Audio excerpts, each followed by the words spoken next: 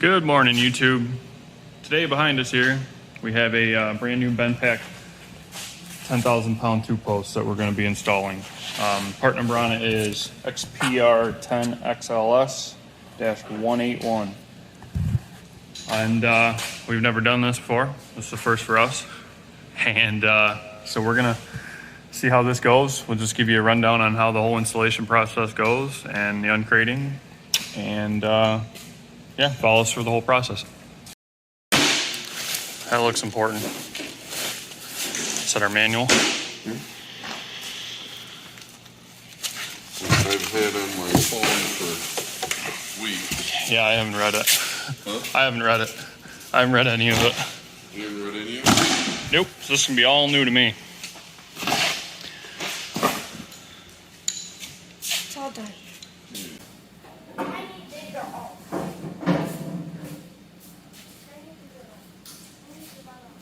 Probably all. Okay, I'll just put these so you can keep every single one. I'll put them up there. Put them by yourself. Oh, I found another big one.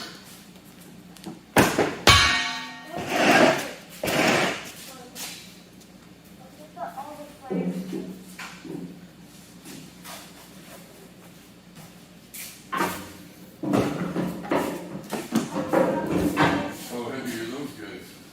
You know, not too bad, but there's just enough cardboard on them, they don't slide between the towers. If you pull that one out of there,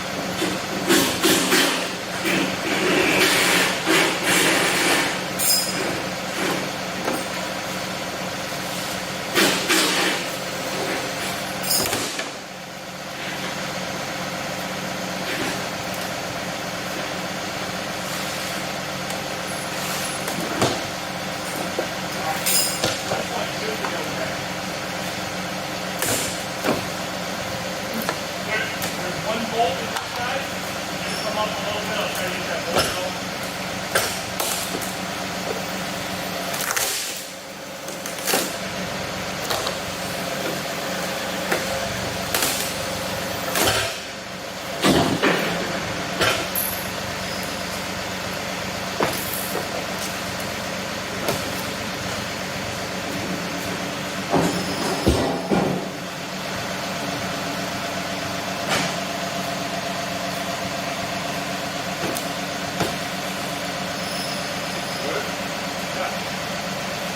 Let's get lots of that stuff under the other. Here, why don't we get more room to work with?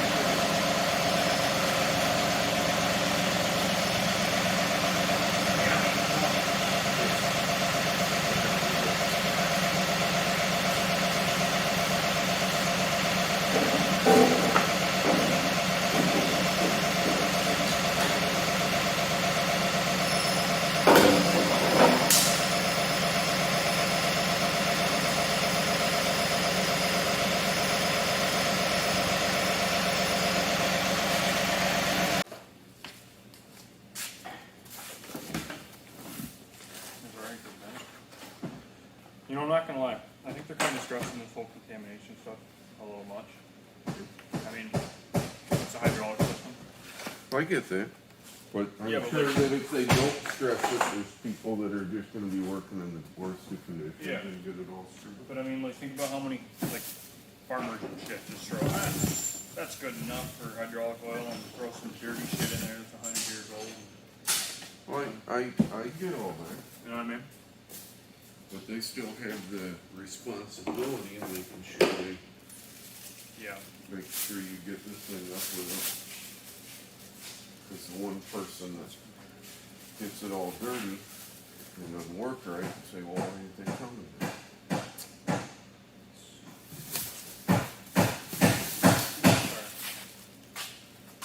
Fred sealant. That's cool. I need to crack into my ARP stuff.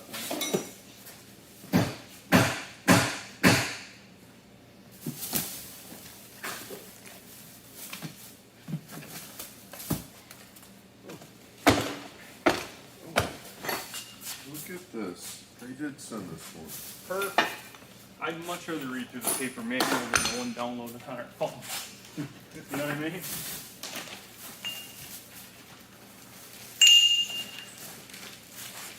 There's the other block.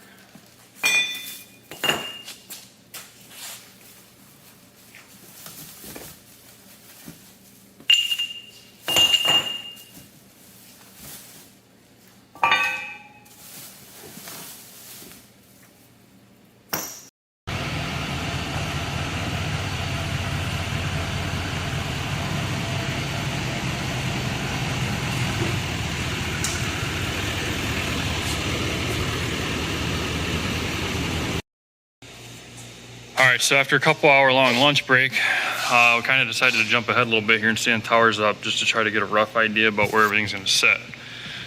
And figured that this is probably the largest truck we'll have in here. So now, right off the bat, you want to hear my concern? When you buy an F450 someday and its hips are a foot wider on each side, are we going to have enough room at that point? Like I say, the lift is permanent. This stuff is temporary. Yeah, I know, but this makes such a good place to put all my junk.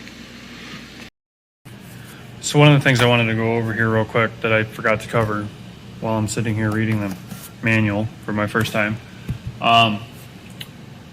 3 people are probably required to stand these posts up. I guess if you're built like a brick shit house, and you could probably do it with 2. We actually had 4 here to help us get it up, just to make sure we had an extra set of hands. The instructions do tell you that it's best to do it with the towers laying flat on the ground for installing the cables. Like I said, we weren't 100% sure where we wanted to sit, so we stood them up first just so we can try to get the layout figured out. And now that our help has left, I think they're going to stay up. So it's not exactly the recommended procedure that Bendpak gives, but in the next couple of videos or next couple scenes here, when I install the cables, you'll see it with the towers standing. That's all. So it's just going to be more difficult, obviously. So what we're doing here is we're leaving 28 inches between the lift tower and the wall. And we got a chalk line snapped. Pretty difficult to see.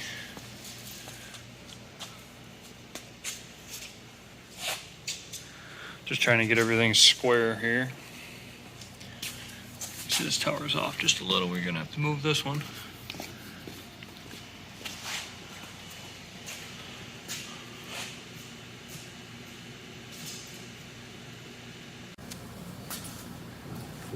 Mark right over in the inside edge of that.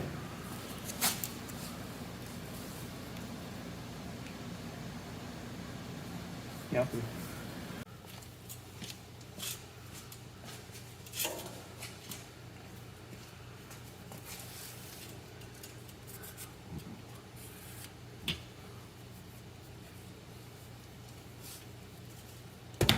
All right.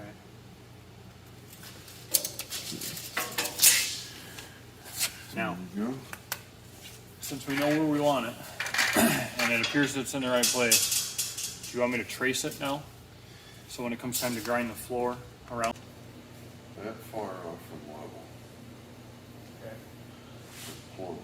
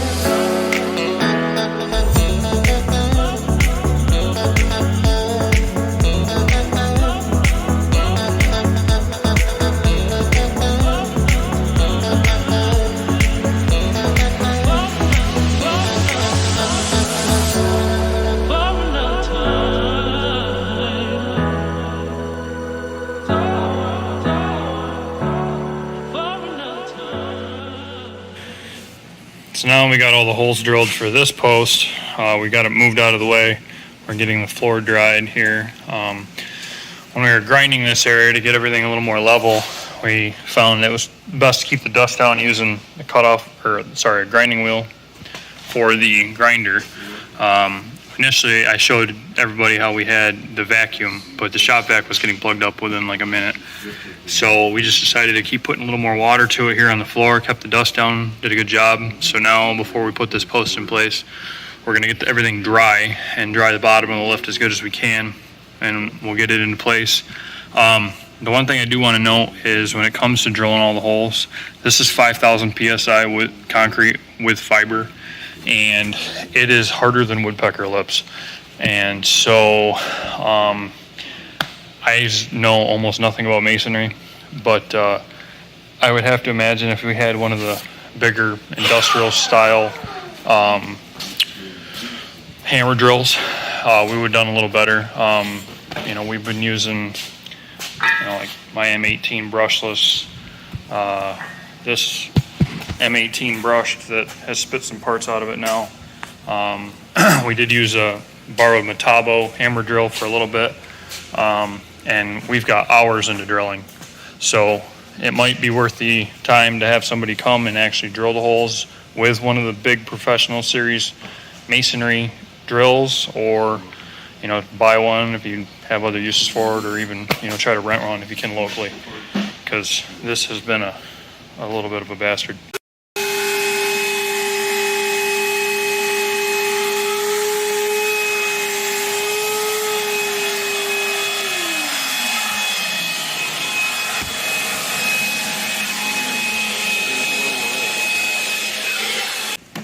How much you bet that shop vac filter's plugged up tighter than a tick's ass now that it's full of water from those holes? Oh, remember how we mentioned the cement ordeal? Yeah, it probably is just about pure concrete in that mother right now.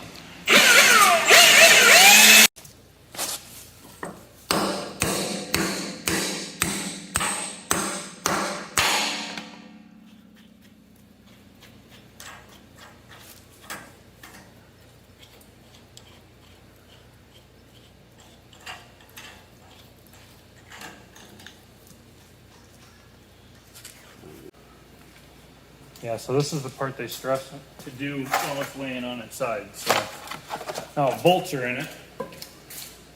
At least we don't have to worry about it falling over.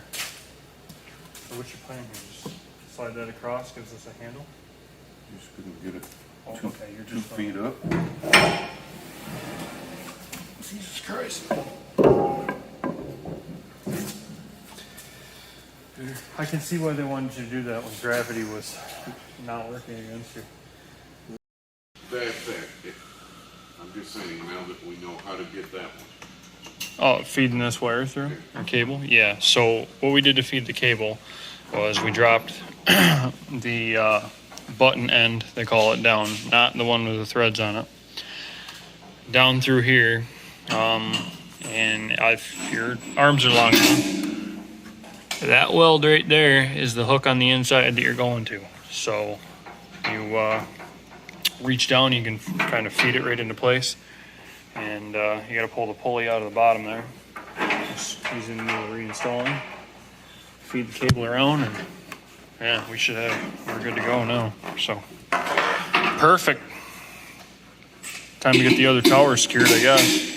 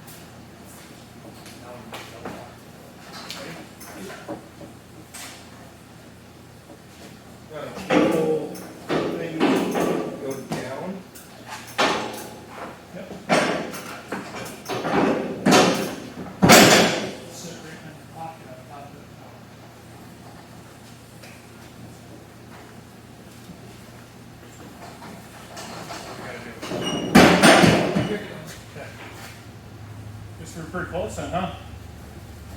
Yeah. Nice. What hardware you need? Assuming those 4 bolts there, right? You want to figure out what size socket or Yeah, what tools we're gonna need? What are before these it's up for? there? what are those for? Long ones. I don't know. I have no idea. I was wondering that earlier. Just like those plastic caps with the springs on them there. I don't know what those are yet either. Tank 2 shirt apps. You still get all that stuff there. Well, there's big stamp rings in there. Those are the pivot pins for the arms. I already saw that. I don't know yet about the cotter keys and shit. I'm assuming that's gonna go for the cable for the locks. I Yeah. think those things are going. Oh, you know what? Those 2 big bolts are probably where the hold the locks in. You know what I mean? Not the long ones. Those other 2 that are like 2 inches long. Yeah. Those are probably for the locks. Those big bastards, I don't know what they Those.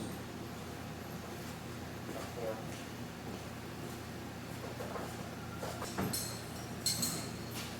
Okay. Ready? 1 bolt. 1 bolt. 1 bolt. 1 bolt. 5/8. 5/8. Wherever you go, there you are. What's he say? Wherever you go, there you are. That's some solid advice.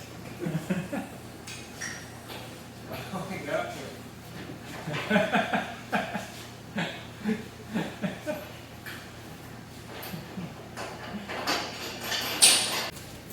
So that's kind of what I was getting at was if we draw one and it starts moving, maybe we need to go to the other side. Especially since we have a little bit of Correct. curve in the shims. So we want to start here since we know, like you said, there's a little bit of Slop in the shims at the Yeah, back. let's start here. This is our solid point.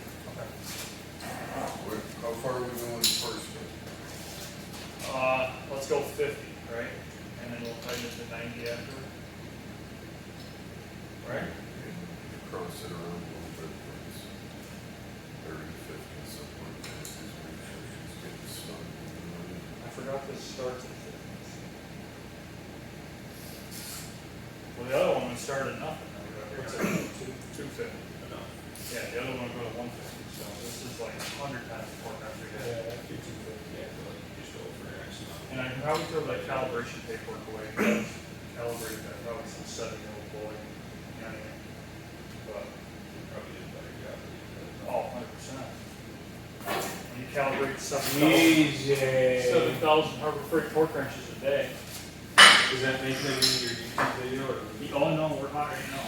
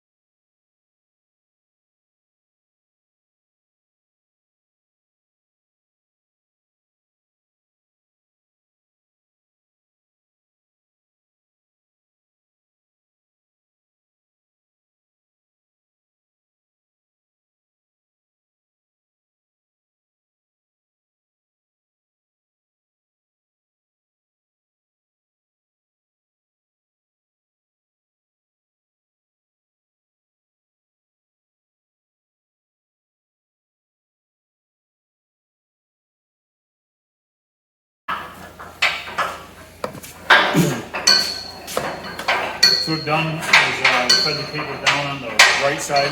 You're looking at the tower. We also fed a strap we're going to tie off to it to pull it back up through. Which probably you'd want to do if you had the towers laying down anyways. You know what I mean? Just so the cable's not catching on stuff as you're trying to feed it through. This really is not bad this way. If you've got a way to Doing lift this, this. as long as you got a way to lift that carriage. But The carriage is 2, At 3 this or 4. height, you could have got a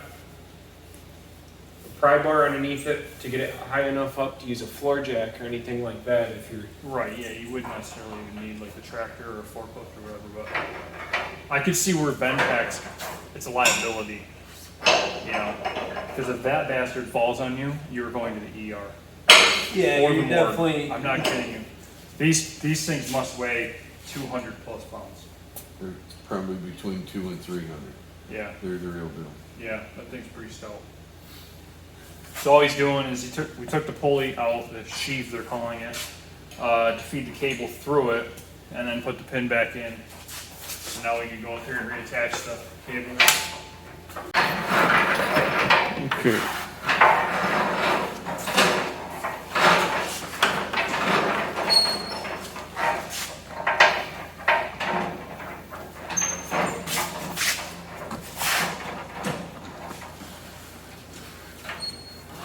Okay. Now, while it's up, we also got to get the hydraulic hose. So it went down around the pulley and it came up as far as this, and that's your catch you're Yeah. looking for inside the tower. Yep. And I got a pretty good wingspan on me, you know what I mean? So it's about armpit deep. It's down in their way, so what do I do with that? Can I see that thing over your end? I'm gonna try to get up there and get it through that top hole. Go and get the hydraulic hose on it while it's Yeah, on. I'm scared of that thing coming apart now.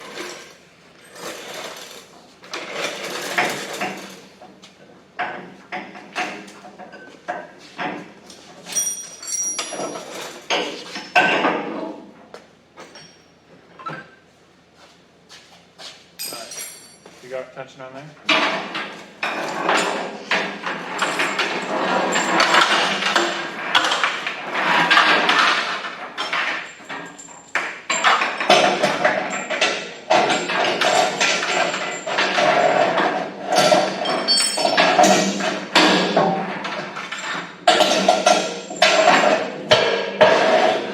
Sorry. Here. Punch him right in the face.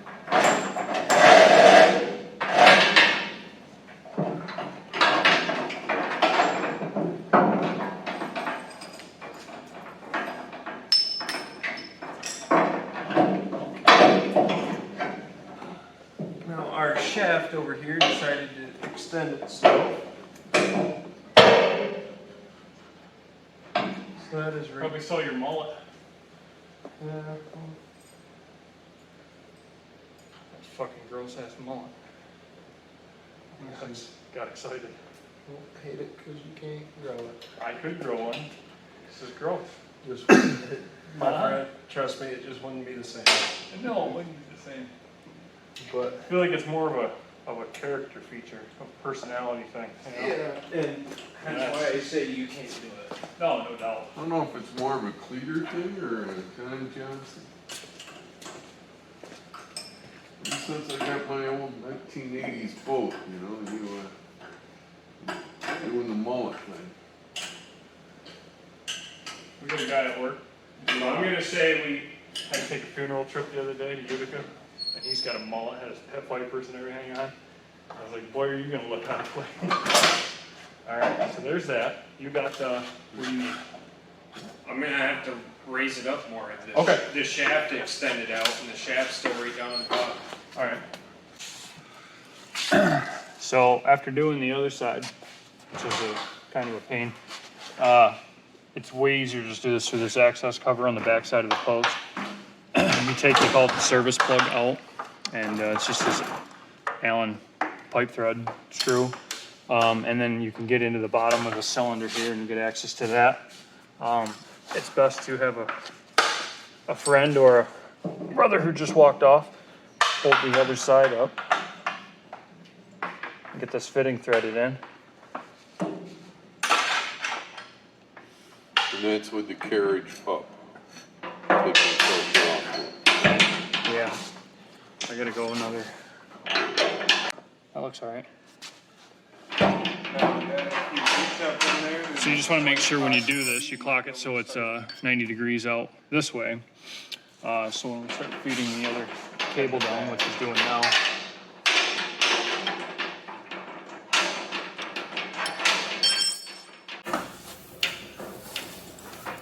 Alright, so unlike the other side where we dropped the 90 elbow fitting side down from the top, this side we are feeding the straight back up. Highly recommend just sending a rope or something down through there, tie it off, and pull it up.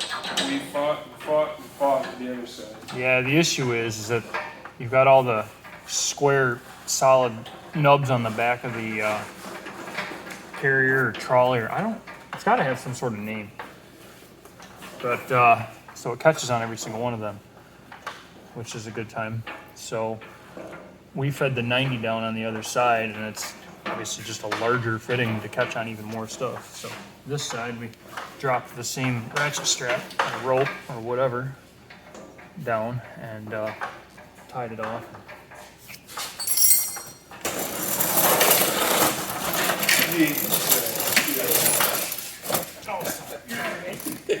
I bumped it with a creeper. It's not I even know, so and long. I'm on the top there. The top of this thing just moved 5 inches.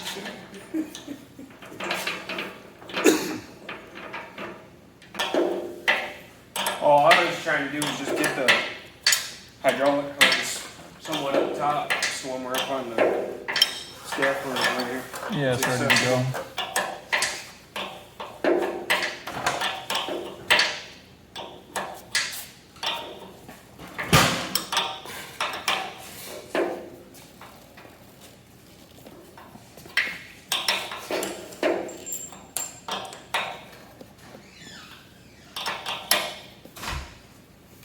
Okay, there's that. You want to, I'll keep tension on the cable, I guess. You want to go ahead and lower it down?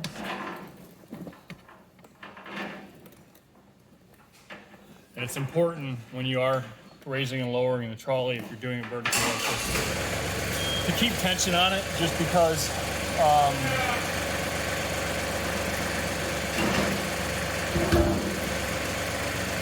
we found that it's pretty easy for the button or whatever they call it on the other side of the cable to come unattached. So that's just something you want to be careful of when it comes time to do it. There we go. And when it's done, like I said, you should see the pipe thread fitting sticking out into this little U-shaped deal to capture it, and then your hose coming down here nice and neat. All right, so now we're up here feeding the cable across the top, and I need this end here. Yep, with the bolt. I'm just trying to keep tension. And we're gonna feed it right through here. Oops. Through there where I've got the other pulley removed. Okay, so on to day 3, I guess, here. Yesterday, after I left, my brother went ahead and put the lift arms on. This is pretty self-explanatory. You just get everything lined up and drop your pin down in. There's an E-clip that goes in on the bottom. We have not installed them yet. We're gonna wait until we can get power to the lift and actually raise everything up just to get easier access to it. No point in laying on the ground and trying to fight this now. One thing we did notice though is that if you look on these teeth for the locks on the arms, there's an R on one side and L on the other. Ours was delivered with 3 R's and 1 L. So what we had to do is, I think it may have actually been the right rear arm. I don't remember. But we actually had to just unbolt this, flip it upside down, and the L was, or the R was on the other side. So that is just something to pay attention to. Now the next step that I'm working on is getting the locks done. So I just went ahead and strung the cable in here. It's gonna go in this hole You can probably fit this through here. What I did instead was I started at this side and took the open end of the cable, or bare end of the cable I should say, and ran it through under the pulley and then all the way up the next pulley, across the top, and back down the other side. All right, so we're gonna install the lock mechanism here. I'm gonna hold this up here, slide our pin through, and on the other side our spring's gonna go on so it engages on this top bar and pries against the lift. That way it's keeping pressure in on it. And then our cotter pin can go in after here.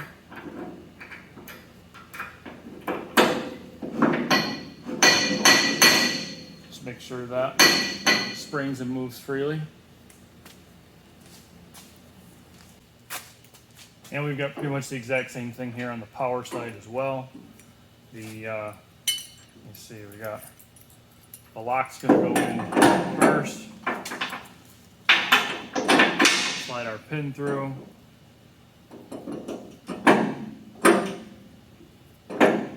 Just couldn't get that backward. That's upside down.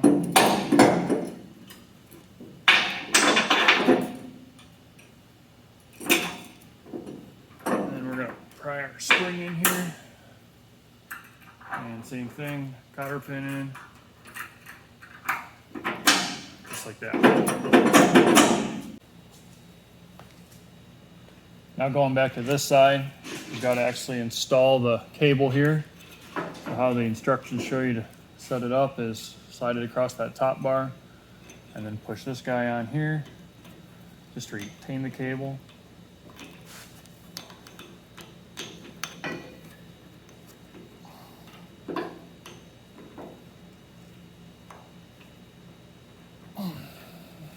Just like that.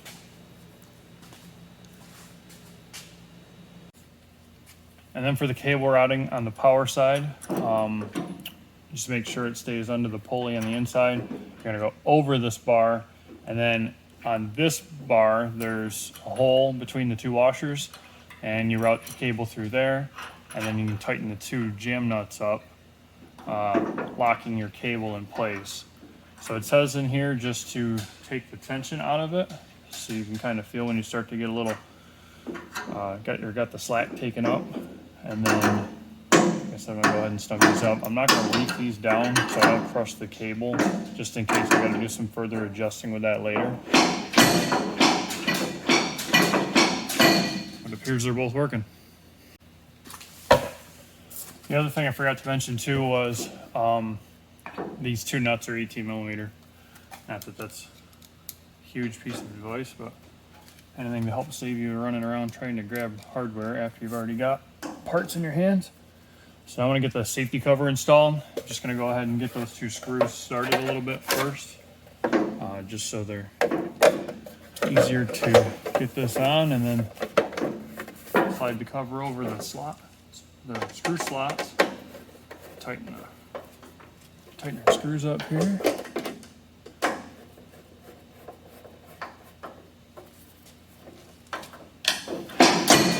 There we go.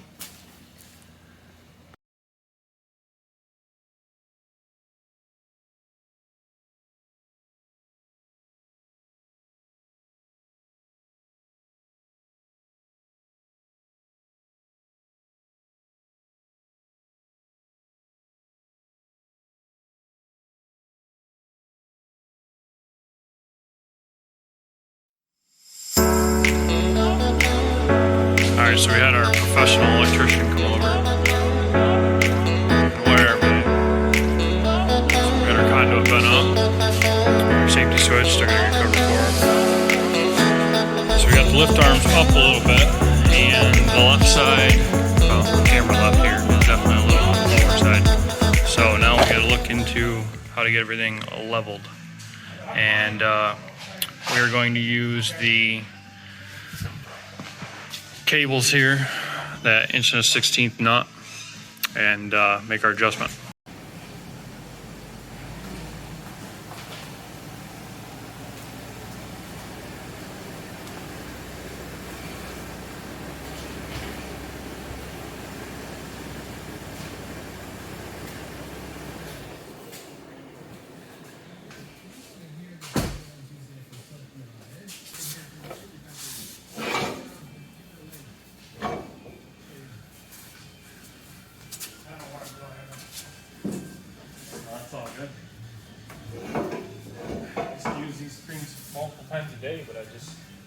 I don't think I've ever had this on a 2-post, so.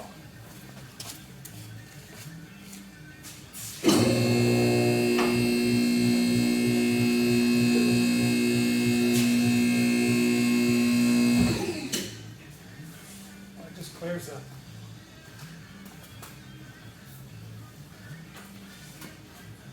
Yeah.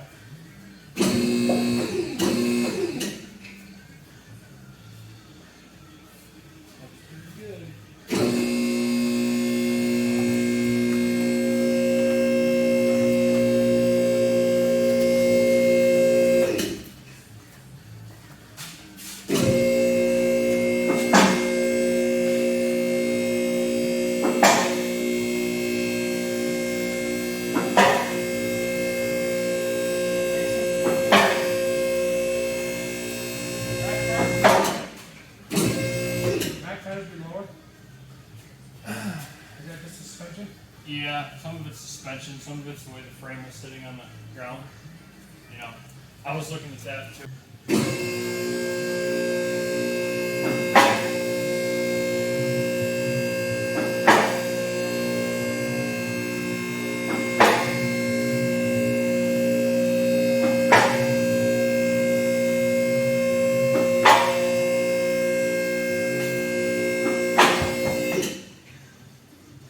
There she is. Max? Yeah. Yep. Hey, you put jet, it's supposed to be a stand under there. Yeah, we got like that transmission jack we use for the air conditioning. I think we got another one upstairs for the other AC. Just so it doesn't. Yeah, so like if I was like working on something like pretty fucking tedious or whatever, I'd probably put one under the rear end, you know. But when I use it to redo this weld that keeps freaking rusty from my exhaust, you know. You like how my fuel tank goes from my rear axle to my transfer? 36-gallon tank in a 5.5-foot box. It's as short as you can get. Cool. So there you have it. There's our 10,000-pound Bendpak 2-post lift install. If you guys have any sort of questions or whatever, leave them in the comments below, and I'll try to answer everything the best I can. Just trying to think if there's any other things that I forgot to mention while we were doing it. I don't believe there is. The only issue we really ran into here that made this more of a pain in the butt was that the floor pitches towards the drain. And so that post is like 3/4 of an inch lower than that one was. So we ended up shimming it up and grinding the floor on that side a little bit. You know, and then aside from drilling the holes, that was really honestly the worst part. So, you know, really take a couple friends a weekend and go ahead and install it, and it wasn't too bad. So thanks for checking in. Make sure to like and subscribe.